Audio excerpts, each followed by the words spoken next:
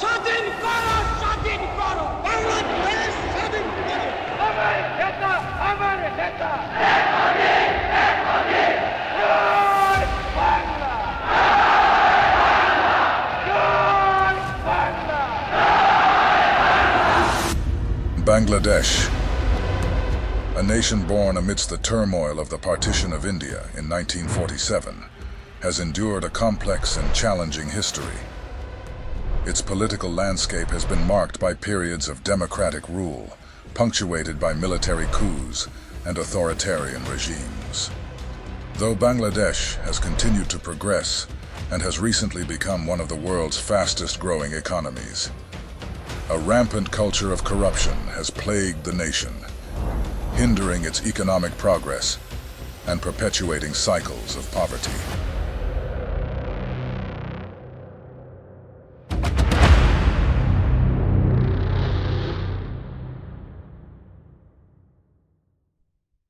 In the years following independence, Bangladesh embarked on a journey of democratic consolidation. However, this path was often disrupted by military interventions and political instability. The nation's first military coup in 1958 brought General Ayub Khan to power, ushering in a decade of authoritarian rule. The 1971 Liberation War, a bloody struggle for independence from Pakistan, resulted in the emergence of Bangladesh as a sovereign nation, and the rise to power of the revolutionary activist and father of the current Prime Minister, Sheikh Mujib Rahman. Sheikh Mujib slowly became increasingly authoritarian and eventually tried to ban all political opposition, something that his daughter has now effectively achieved. He dissolved the parliament, banned most of the nation's newspapers, banned all free markets, and forced all parties to join his hardline socialist Awami League party. In 1975, Sheikh Mujib, along with 18 other family members, including his 10-year-old son, were assassinated. Vice President Kondakar Mostaq Ahmad was installed as the successor to Sheikh Mujib. Not too long after, a counter-coup led by Brigadier General Khalid Musharraf overthrew Ahmad from the presidency in November of 1975. In 1976, Ziaur Rahman became the de facto leader and assumed the presidency in 1977. He restored free markets and redefined socialism as economic and social justice.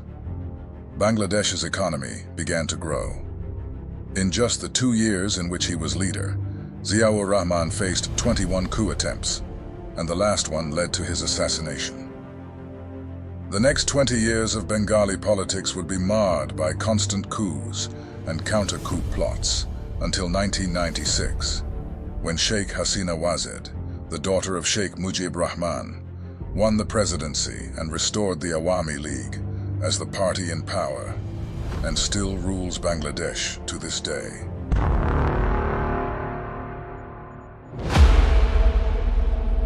Against this backdrop of violence, coups, and assassinations, especially that of her father and 18 family members, and attempts on her own life, one can begin to understand how Sheikh Hasina was compelled to rule by force, intimidation, and nepotism, essentially creating a mafia state.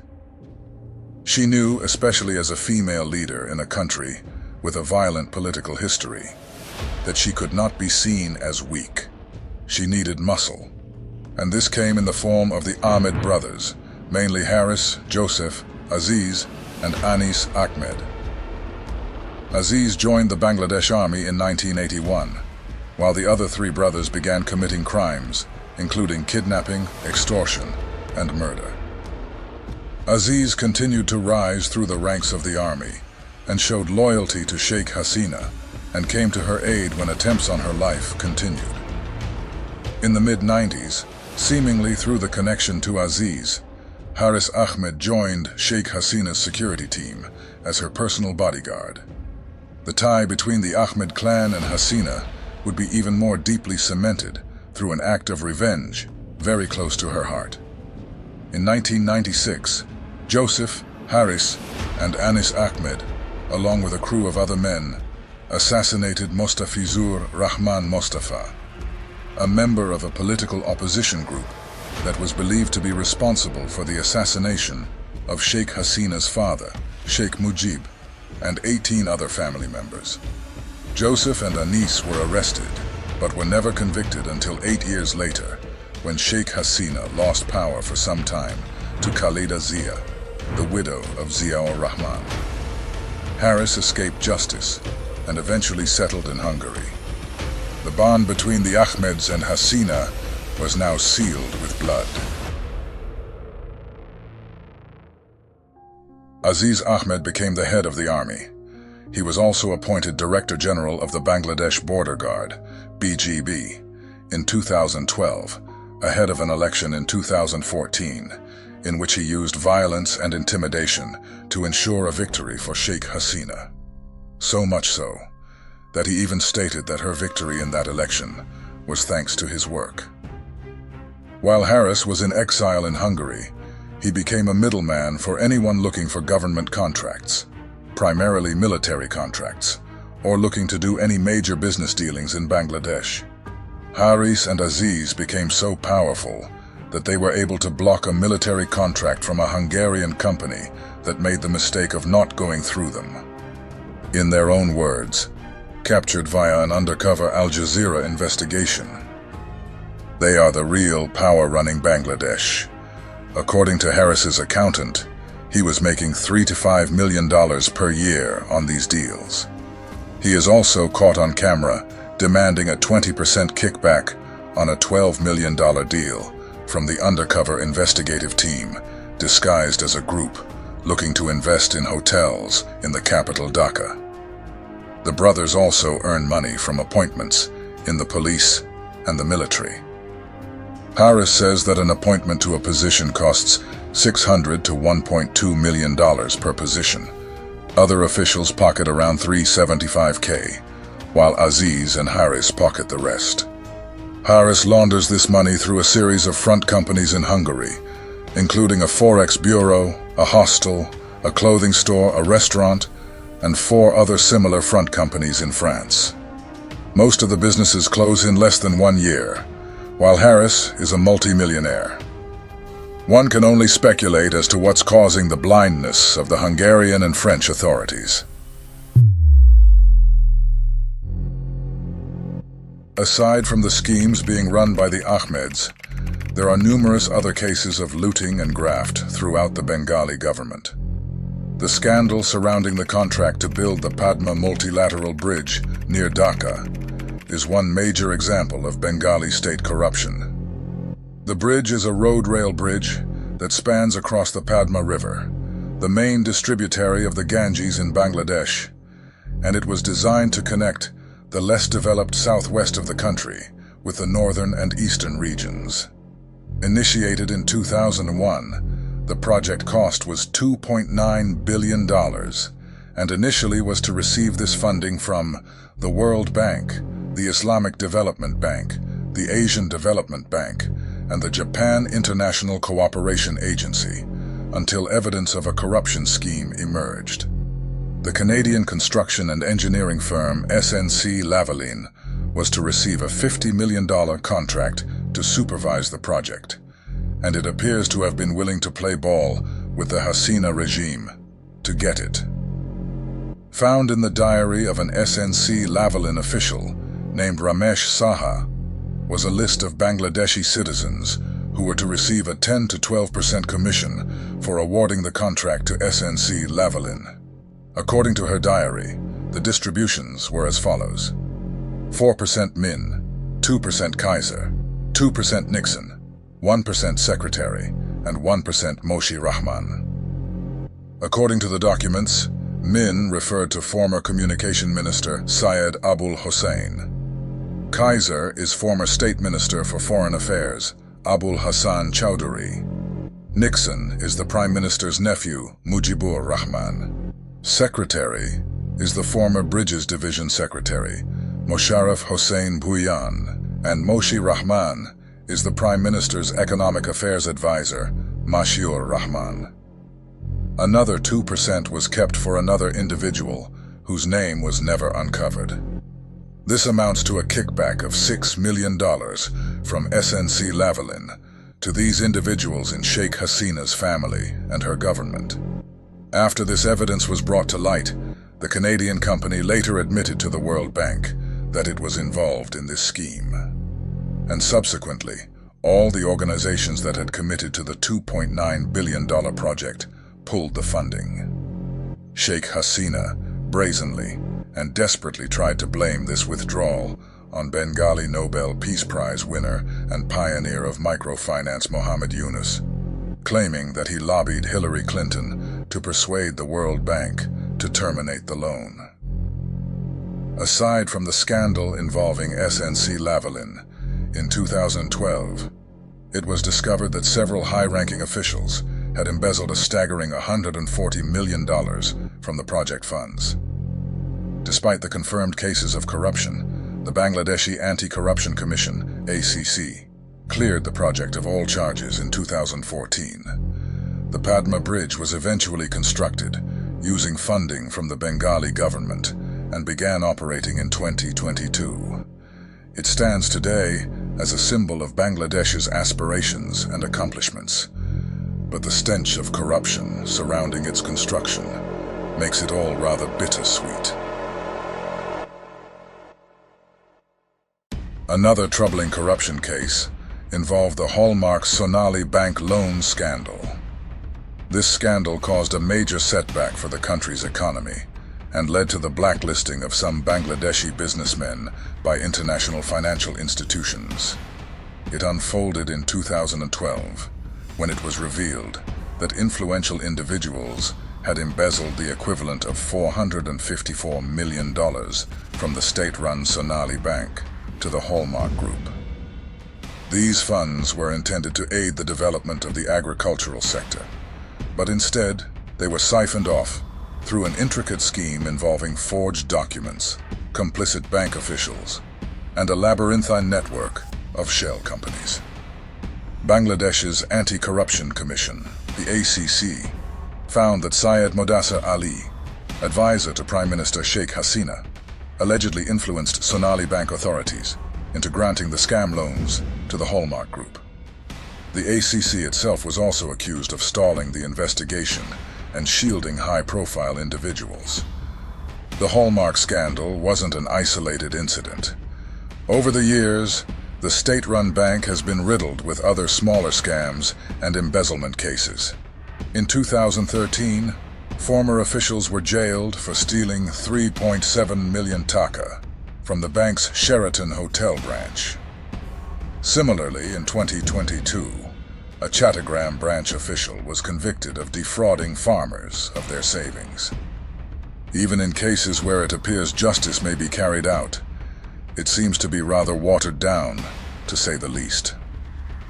In 2016, Member of Parliament Abdur Rahman Bodhi was found to have amassed wealth of $100 million while failing to disclose the source of this wealth. He was found guilty and sentenced to 3 years in prison, but given just a $1 million fine. However, he wasn't just going to go off to jail that easily. He appealed the case, and for 6 years avoided going to jail, until his appeal was finally denied in January of 2022. But he is yet to be convicted, as the case is still ongoing after 7 years. One of the most massive cases of theft and embezzlement centers around a powerful banker named Prasanta Kumar Halder, aka PK Halder, who has allegedly embezzled and laundered over $1 billion from non-banking financial institutions in Bangladesh, including International Leasing and Financial Services Limited, FAS Finance and Investment Limited, People's Leasing and Financial Services Limited, and Reliance Finance Limited, leaving many of the institutions ruined in the process. The scheme involved Halder, his family, associates, and their family members. In total, 84 people were involved in this embezzlement ring. Halder was the head of NRB Global Bank and later became chairman of People's Leasing and Financial Services Limited. after he had embezzled billions of taka from the bank.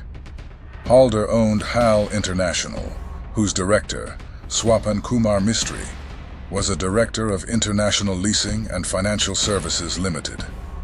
They too colluded to steal $22.7 million from the institution.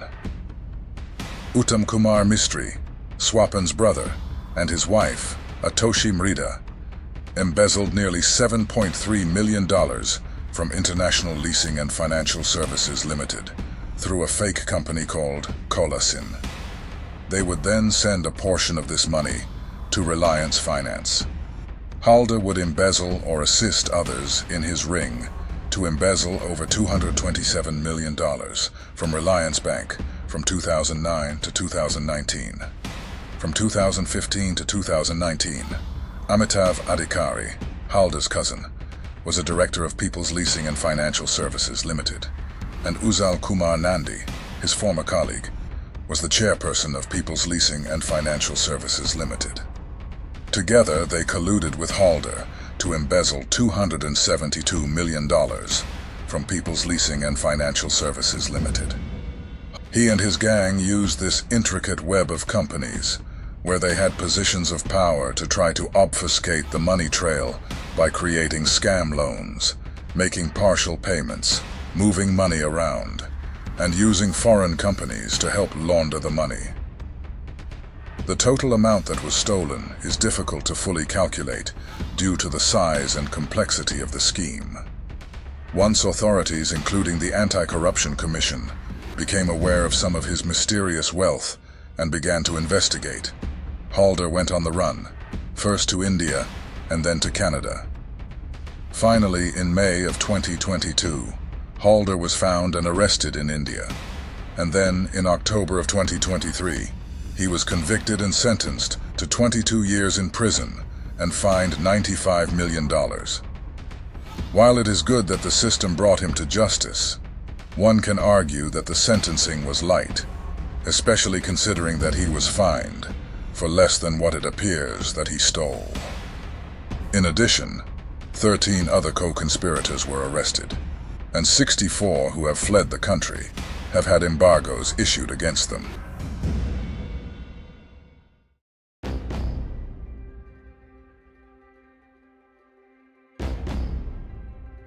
Another case of the Bengali ruling class engaging in collusion to defraud the public came in the form of the Bangladesh market share scam. In 2009, the two Bangladeshi stock exchanges, the Dhaka Stock Exchange and the Chittagong Exchange, rose by an unprecedented 63% in 2009, and then by 83% in 2010. However, in January of 2011, the market began to decline and dropped by 10%, and then by 30% in February. Small retail investors were devastated, and the effects were felt throughout the economy. Streets erupted in protests demanding justice and restitution. A committee was formed to investigate the causes of the devastating wild swings. It was found that more than 60 high-profile individuals appeared to have been colluding to rig the markets, including Rakibur Rahman, the former president of the Dhaka Stock Exchange, Mossadegh Ali Fallu, a former parliamentarian for the opposition Bangladesh Nationalist Party, the BNP, Dr. HBM Iqbal, former Awami League parliamentarian Mansoor Alam, a member of the Bengali Security and Exchange Commission, Anwarul Kabir Bhuiyan, the former executive director of the Securities and Exchange Commission, Ziaul Khandekar, the presiding SEC chairman, and many others. This was collusion between politicians, business owners, regulators, and major financiers to execute a massive pump and dump that affected the entire nation. To do this, they lobbied and used their influence to make regulations lax, and to get those who would play ball into key regulatory positions at the SEC. The masterminds then identified low-priced stocks with low liquidity to decide to pump up. They then began to manipulate the market by using their clout and access to create market rumors and propaganda, bribing brokers and analysts to give higher ratings to the stocks they chose to pump, and cross-trading the shares back and forth between themselves, using proxy accounts to give the illusion of liquidity and demand. Once these high-powered con artists were satisfied with their gains, they began to systematically short-sell and dump the very same stocks they had manipulated the public to buy, leaving everyone on the outside with worthless assets and massive losses. The 2011 crash wiped out billions of dollars from Bangladesh's economy. It shattered investor confidence and was a truly callous moment, exemplifying the cruel lack of consideration that those at the top of Bengali society had for their fellow citizens. Despite these massive damages, a 320-page report compiled by a special investigative commission and extensive documentation from journalists, not a single arrest or punishment was carried out. With all of the criminality ongoing at the top, and the extremely difficult and impoverished conditions that many Bengalis must suffer through, naturally there will be political opposition, protests, activism, investigative journalists, and whistleblowers who will try to oppose such a brutal and corrupt regime. The regime's solution to this is no different than what has been seen in Bangladesh since its formation: surveillance, intimidation, coercion, and violence. The Bengali regime uses the Israeli Pegasus spyware to keep tabs on certain targets they feel are a threat and who may try to oppose or expose the regime. Pegasus is one of the most advanced pieces of malware in the world, and it can be installed without any user interaction. You can learn more about Pegasus by clicking the link to our video about Israel's bleeding-edge military technology. One of the most feared arms of the regime is the Rapid Action Battalion, or RAB. Created in March of 2004, with support from the US and UK to help fight terrorism, the group has since evolved into a special task force that is often used to violently suppress opposition to the regime. 23-year-old Nafiz Mohammed Alam was arrested by the RAB just hours after appearing in a DW documentary where he says he was tortured while in their custody. He said he was severely beaten and given electric shocks in what he and other human rights groups describe as torture cells. Alam described handcuffs hanging from the walls, baseball bats, and various instruments of torture and violence placed in the room. He even named the man leading his torture as Major Naveed Kaiser. Human rights groups including Amnesty International and Human Rights Watch have written dozens of reports alleging serious human rights violations, mostly against political activists and dissidents opposed to Prime Minister Sheikh Hasina's Awami League-led government. Former RAB members have even admitted to carrying out torture, extrajudicial killings, taking bribes, secret arrests, evidence planting, and cover-ups. Even more chillingly, RAB pits its battalions against each other in monthly competitions, where they score points for carrying out operations, and the winning battalion receives a reward. Data collected from Bengali media sources show that approximately 46% of the known extrajudicial killings by the RAB occur in the last third of the month, just in time to score points to win the competitions. Another trend that points to the fact that the RAB acts on government orders is that most of the disappearances and extrajudicial killings were of political opposition and dissidents just before elections in 2014 and 2018. Both elections won by Sheikh Hasina. Two former RAB officers turned whistleblowers stated that any such actions against political opponents were directed solely by the Ministry of Home Affairs. They say that such an order given by this ministry is highly unlikely to have occurred without the Prime Minister's knowledge. The Ministry of Home Affairs claims that these allegations are just politically motivated. In 2021, the United States, which helped create the RAB, sanctioned the group and some of its top commanders due to human rights violations. According to Human Rights Watch, following these sanctions, extrajudicial killings and enforced disappearances dropped dramatically, indicating that authorities could bring security force abuses under control if and when they chose to.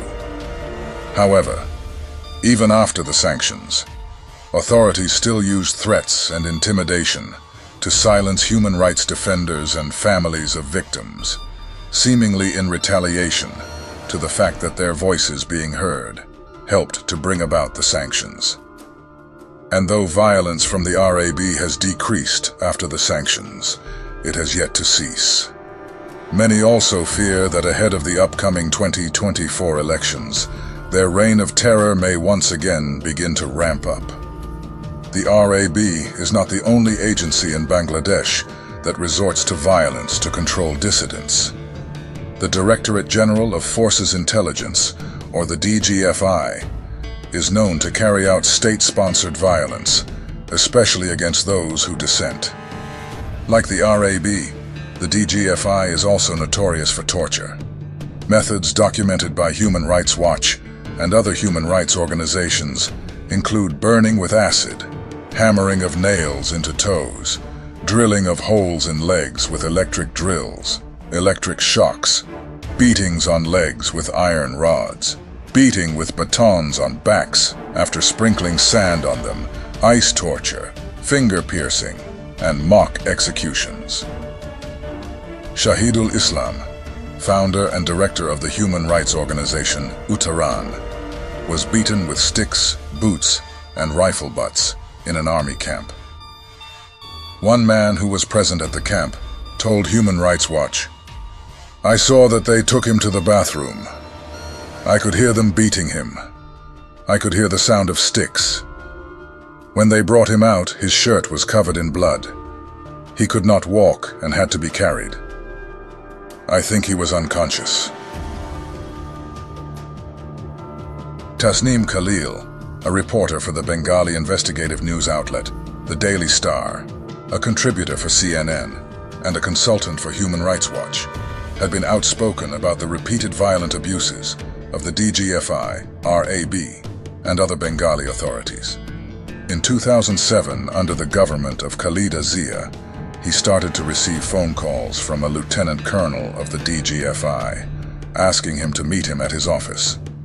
Knowing their reputation for torture, Tasneem refused to go. Finally, one day at 2 a.m. in the morning, his house was surrounded by agents who forcibly entered, rounded up his family, ransacked his home, and took a blindfolded Khalil to a black site. They began to ask him about his reporting, screaming and cursing at him for reporting negative news, not reporting to DGFI headquarters when called, and accusing him of being a foreign agent. Suddenly, he started being punched in the side and back of his head. Then an agent cried out an order, "Bring in salt and nails." Agents continued to beat him with fists and batons and gave him powerful electric shocks, all while blindfolded, intermittently asking him questions about his movements, finances, and affiliations, trying to get him to admit to being a foreign agent. At some point, the agents halted, maybe from exhaustion. The blindfold was removed, and Khalil realized he was in a torture cell, a soundproofed room surrounded by electric shock machines, batons wrapped with wire, ropes hanging from the ceilings, with loops for people's wrists, and a bed fitted with straps, with metal spikes at the head of it. He was forced to make both a written and video confession. After a brief reprieve in another room, he was driven to an unknown outdoor location where he was questioned again. The agent questioning him there decided he didn't like the way Khalil responded and ordered him to be brought back to the torture cell. Khalil was questioned and beaten again. this time being accused of participating in a plot by the Awami League to violently overthrow Zia's government. A senior officer repeatedly rammed a baton under his navel and lower abdominal area. He was then told to make another confession and was given a veiled threat of being executed if he refused. He was taken to a bedroom where he began to have an asthma attack. A doctor and staff attended to him briefly. They told him that another journalist had been tortured so badly he went unconscious for 6 to 7 hours, and a businessman had recently had his nails torn out from his skin. After this brief reprieve, he was again brought back to the torture site, where an officer ordered him to be strapped to the torture bed, headed with spikes. Luckily, the doctor intervened, and Khalil did another video confession for more things he had not done. Anything for the torture to stop. Afterward, he still heard officers in another room debating on executing him and framing it as a shootout. With one final kick to the back, he was shoved out of the door, blindfolded, and dropped in front of a hotel. Tasneem walked home and took his family into hiding. Sweden offered political asylum, and they now live there as refugees. Unfortunately, Tasneem's story is one of many, and he was one of the ones who was lucky enough to escape from the DGFI.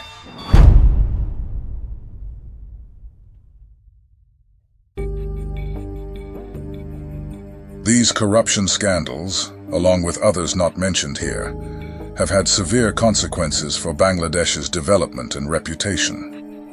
The misappropriation of funds intended for essential infrastructure and development projects, and the exploitation of the financial system have stolen years of progress.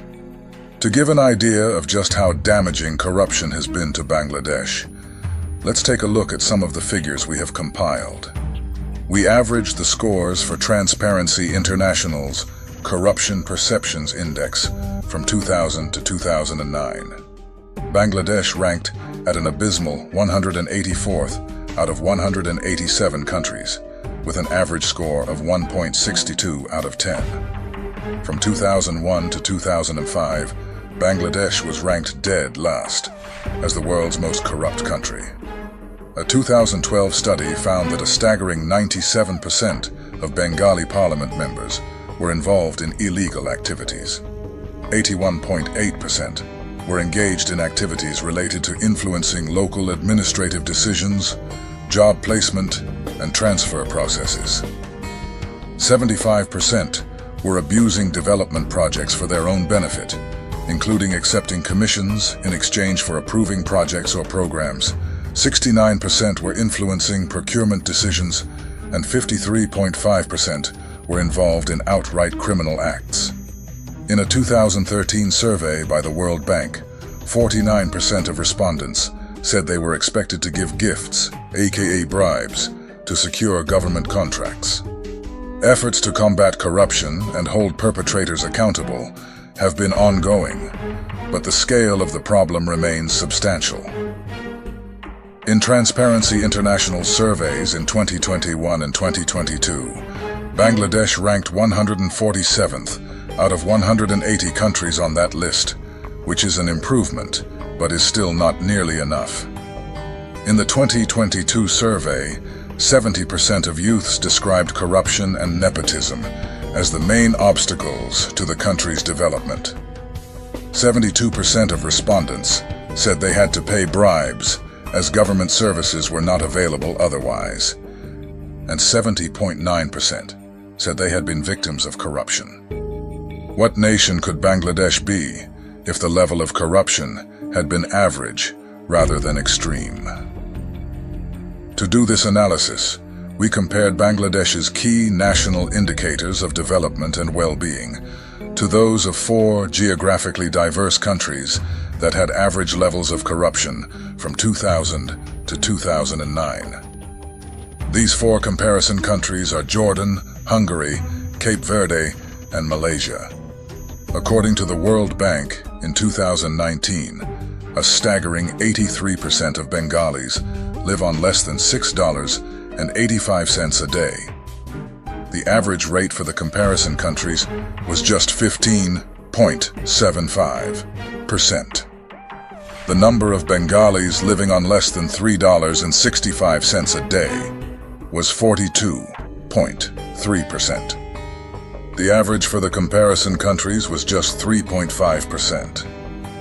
In 2022, Bangladesh's GDP per capita, at purchasing power parity, was $7,395, as compared to the comparison nations, who had an average of $23,856. Could Bangladesh be 3 to 4 times as wealthy if it hadn't been run by such ruthless criminals? How much more developed could Bangladesh be?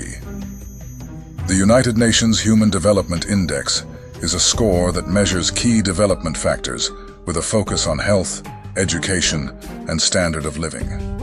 In 2021, Bangladesh ranked 129th out of 191 nations with a score of 0.66 out of 1. The comparison countries had an average score of 0.75 out of 1. And if their average score was ranked among the other nations, it would be 87th out of 191 nations. Transparency International Bangladesh estimates that corruption costs the nation $12 to $15 billion annually. It also found that the nation loses $8.27 billion annually to trade invoice fraud, and that this number could exceed $14 billion by 2030. Such brazen theft directly impacts essential services such as education, healthcare, and infrastructure. Even when public works are done, like in the case of the Padma Bridge, corruption totally distorts the procurement process, putting unnecessary financial burden on taxpayers and denying opportunities to the talented but not well-connected. Furthermore, many investors shy away from countries where such lawlessness is ubiquitous. A study by the World Bank found that corruption reduces foreign direct investment inflows into Bangladesh by an estimated 10 to 15% every year. The tragedy is that Bengalis with good ideas and solid work ethic are overlooked, missing out on millions and billions of dollars in opportunity just because of how lawless the nation has been. Such is the value of cultivating a good reputation. While corruption impedes money flowing into the country to help it develop, plenty of cash is flowing out to other countries. It is imperative to highlight the roles foreign banks, governments, and financial institutions play in this looting. The Central Bank of Switzerland calculated that the amount of money deposited by Bengalis in the country's banks increased by 20% from 2015 to 2016. In Toronto, there are multiple neighborhoods full of luxurious large homes and mansions purchased by Bengalis. These neighborhoods, known as the Begum Para, have been purchased by the likes of PK Halder, former Bengali politicians, and others who stole money from the country and used the homes for money laundering. There are also such mansions being purchased by these money laundering thieves in Malaysia and Singapore. Companies like SNC Lavalin of Canada help enable this system by agreeing to pay massive bribes to corrupt politicians. France and Hungary have yet to put the squeeze on the obvious money laundering front companies established in their nations by Haris Ahmed. Unless the relevant institutions in the West and elsewhere, where the money is hidden and laundered, get serious about corruption, we will likely continue to see the looting of Bangladesh. Overall, Bangladesh's economic performance has been mixed. To its credit, the nation has made significant strides in poverty reduction and economic growth, particularly in the garment industry. However, corruption has impeded the country's ability to fully realize its economic potential, and most Bengalis are still suffering. Unfortunately, much of Bangladesh's future has already been stolen by criminals in power. But the only way forward is to strive for change. Addressing this challenge requires a concerted effort from all stakeholders, including the government, civil society, and the international community. strengthening anti-corruption institutions, promoting transparency and accountability, and empowering citizens to hold their leaders accountable are essential steps in the fight against corruption. Only then can Bangladesh break free from the shackles of corruption and achieve its true potential. Let's further the conversation in the comment section, on Twitter, or on our Discord server, and by sharing and discussing with people you know. Thank you for watching. We hope you found this informative and impactful. Please like and subscribe to see more content like this in the future.